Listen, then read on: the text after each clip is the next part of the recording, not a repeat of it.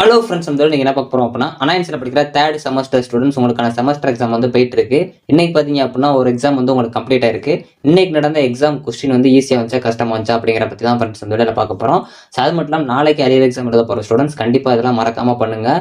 So இந்த சின்ன சின்ன டிப்ஸ் அண்ட் ட்ரிக்ஸ் எல்லாம் ஃபாலோ பண்ணீங்க அப்படின்னாலே நீங்கள் அதிக மார்க்ஸ் எடுக்கிறத விட இன்னும் நல்ல மார்க்ஸே எடுப்பீங்க. ஸோ அதெல்லாம் என்னங்கிறத நம்ம இந்த வீடியோவில் பார்ப்போம். ஸோ வாங்க வீடியோக்குள்ள போகலாம். ஓகே ஃப்ரெண்ட்ஸ், ஃபர்ஸ்ட் இடத்துல பார்த்தீங்க அப்படின்னா அனாயன்ஸில் படிக்கிற தேர்ட் செமஸ்டர் ஸ்டூடெண்ட்ஸ் உங்களுக்கான செமஸ்டர் எக்ஸாம் வந்து இப்போ போயிட்டு இருக்கு. இன்னைக்கு பார்த்தீங்க அப்படின்னா ஒரு எக்ஸாம் வந்து உங்களுக்கு கம்ப்ளீட் ஆயிருக்கு. இன்னைக்கு நடந்த எக்ஸாம் கொஸ்டின் எப்படி இருந்துச்சுன்னு பார்த்தீங்க அப்படின்னா ஓவராலாக வந்து இன்னைக்கு ஒரு சில டிபார்ட்மெண்ட்ஸ்க்கு வந்து கொஸ்டின் கஷ்டமாகவும் ஒரு சில டிபார்ட்மெண்ட்ஸ்க்கு வந்து கொஞ்சம் மீடியமாகவும் வந்து இன்னைக்கு காமனாக வந்து கொஸ்டின் வந்துருக்கு. ஸோ நம்ம கம்யூனிட்டி டேப்லேயே நிறைய பேர் வந்து ஓட் பண்ணியிருந்தீங்க, கொஸ்டின் வந்து கஷ்டமாக இருந்துச்சுன்னு, அது மட்டும் இல்லாமல் நிறைய பேர் வந்து மீடியமாக இருந்துச்சுன்னு சொல்லியிருக்கீங்க. ஸோ ஒவ்வொரு டிபார்ட்மெண்ட்ஸ்க்கும் வந்து கொஸ்டின் கொஞ்சம் வேரி ஆயிருக்கு. ஸோ அதனால உங்களுக்கு இன்னைக்கு எப்படி இருந்துச்சுன்னா மறக்காம கமெண்ட் பண்ணுங்க. ஸோ இன்னைக்கு எக்ஸாம்ல ஈஸியாக பாஸ் ஆயிடலாம் அப்படிங்கிற மாதிரி தான் சொல்லியிருக்கீங்க. ஸோ அது மட்டும் இல்லாமல் எக்ஸாம் நல்லா பண்ணல அப்படின்னா யாரும் வந்து ஃபீல் பண்ணாதீங்க. கண்டிப்பாக வந்து நீங்கள் ரிலேட்டாக இருக்க ஆன்சர் படி தான் ஸ்டெப் வைஸாக கொண்டு போயிருப்பீங்க. ஸோ அதனால கண்டிப்பாக ஸ்டெப் மார்க்ஸ் வரும். ஸோ யாரும் வந்து ஃபீல் பண்ணாதீங்க. ஸோ அது மட்டும் இல்லாமல் ஒரு கொஸ்டின் உங்களுக்கு கஷ்டமாக இருக்குன்னா உங்களுக்கு மட்டும் கஷ்டமாக இருந்திருக்காது. ஸோ ஓவராலாக எல்லாருக்குமே கஷ்டமாக தான் இருக்கும். ஸோ அதனால் வந்து கண்டிப்பாக நம்ம மட்டும்தான் இப்படி எழுதியிருக்கோம் அப்படின்னு நினைக்காதீங்க. கண்டிப்பாக மேக்ஸிமம் வந்து உங்களுக்கு கொஸ்டின் கஷ்டமாக இருந்துச்சு அப்படின்னா உங்களுக்கு அதுக்கு தகுந்த மாதிரி தான் வந்து பேப்பர் வேல்யூஷன் இருக்கும். ஸோ அதனால் யாருமே பயப்படாதீங்க. கண்டிப்பாக வந்து நீங்கள் பாஸ் ஆவீங்க, அதோட நல்ல மார்க்கே எடுப்பீங்க. ஸோ அதனால் அதுக்கு ஃபீல் பண்ணிவிட்டு நெக்ஸ்ட் எக்ஸாமுக்கு ப்ரிப்பேர் ஆகாமல் விட்டுறாதீங்க. கொஸ்டின் பார்த்தீங்க அப்படின்னா ஓவராலாகவே வந்து இன்னைக்கு கொஞ்சம் கஷ்டமாகவும் மீடியமாகவும் தான் வந்திருக்கு. ஸோ உங்களுக்கு இன்னைக்கு எப்படி கொஸ்டின் வந்துச்சுங்கிற மறக்காம கமெண்ட் பண்ணுங்க. ஸோ அது மட்டும் இல்லாமல் நம்ம கமெண்ட் டாப்ல நீங்கள் இன்னும் ஓட் பண்ணல அப்படின்னா கண்டிப்பாக போய் ஓட் பண்ணிக்கோங்க. ஸோ நாளைக்கு அரியர் எக்ஸாம் எழுத போகிற ஸ்டூடெண்ட்ஸ் கண்டிப்பாக வந்து ஒரு பயத்தோட தான் இருப்பீங்க. ஏன்னா உங்களுக்கு நாளைக்கே எக்ஸாம் இருக்கனால இன்னும் நல்லாவே ப்ரிப்பேர் பண்ணல அப்படிங்கிற மாதிரி ஒரு தாட்டில் இருப்பீங்க. ஃபர்ஸ்ட்டு பார்த்தீங்க அப்படின்னா இன்னைக்கு ஒரே நாளில் உங்களால் எல்லாத்தையுமே வந்து படிக்க முடியாது. ஸோ அதனால் பார்த்தீங்க அப்படின்னா முடிஞ்சளவு எல்லாமே படிச்சுட்டு பேலன்ஸ் இருக்கிறத ஒமிட் பண்ணாமல் ஸோ அதோட கான்செப்ட்ஸ் எல்லாம் பார்த்து வச்சுக்கோங்க.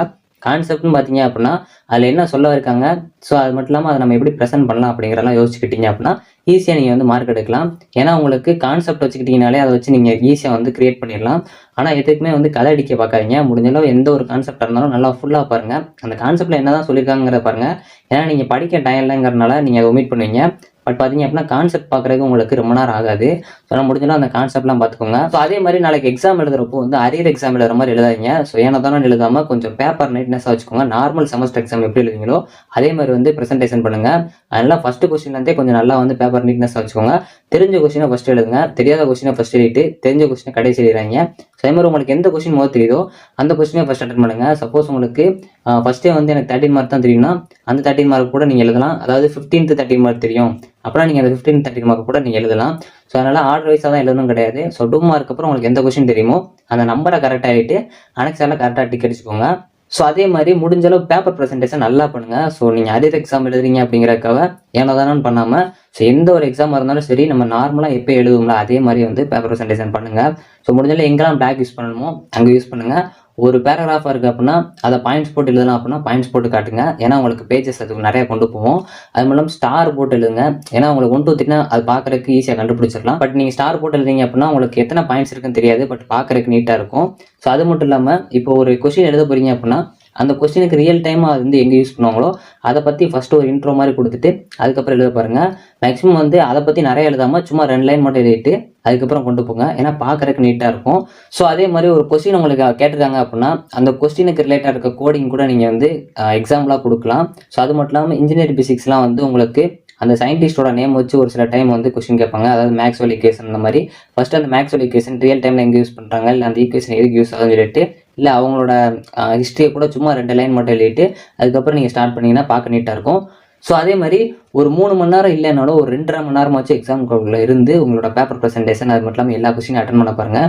உங்களுக்கு நெக்ஸ்ட் எக்ஸாம் இருக்குங்கிறதுக்காக ஸோ நீங்கள் அரைக்குறையாக எழுதிட்டு அடுத்த எக்ஸாமுக்கு வெளியே வந்துடலாம்னு சொல்லிட்டு நீங்கள் வெளியே வந்துடுறாங்க.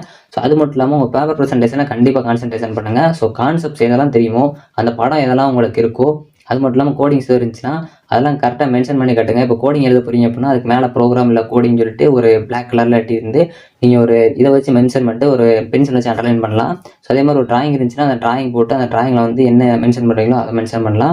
ஸோ அது மட்டும் உங்களுக்கு எந்த கொஸ்டின் தெரியுதோ அதை ஃபஸ்ட் அட்டன் பண்ணுங்கள். எல்லா கொஸ்டினையும் கண்டிப்பாக அட்டன் பண்ணுங்கள். ஸோ கரெக்டாக கொஸ்டின் நம்பர் போடுங்க. ஓகே ஃப்ரெண்ட்ஸ், நீங்கள் ஓவராலாக பார்த்தீங்க அப்படின்னா கொஸ்டின் வந்து மீடியமாகவும் கொஞ்சம் கஷ்டமாகவும் தான் வந்திருக்கு. ஆனால் பார்த்தீங்க அப்படின்னா ஈஸியாக பாஸ் ஆயிடலாம் அப்படிங்கிற மாதிரி தான் சொல்லியிருக்கீங்க. ஸோ கண்டிப்பாக நாளைக்கு கொஸ்டின் ஈஸியாக தான் ஃப்ரெண்ட்ஸ் வரும். கான்ஃபிடென்ட்டாக பண்ணுங்கள்.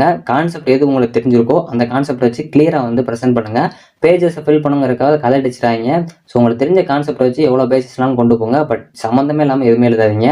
ஓகே ஃப்ரெண்ட்ஸ், கண்டிப்பாக கொஸ்டின் ஈஸியாக தான் வரும். All the best friends. நல்லா பண்ணுங்கள். கண்டிப்பாக ஈஸியாக தான் வரும். கான்ஃபிடென்ட்டாக பண்ணுங்கள். போல்டாக ஃபேஸ் பண்ணுங்கள். Thank you friends. நெக்ஸ்ட் வீடியோவில் சந்திப்போம்.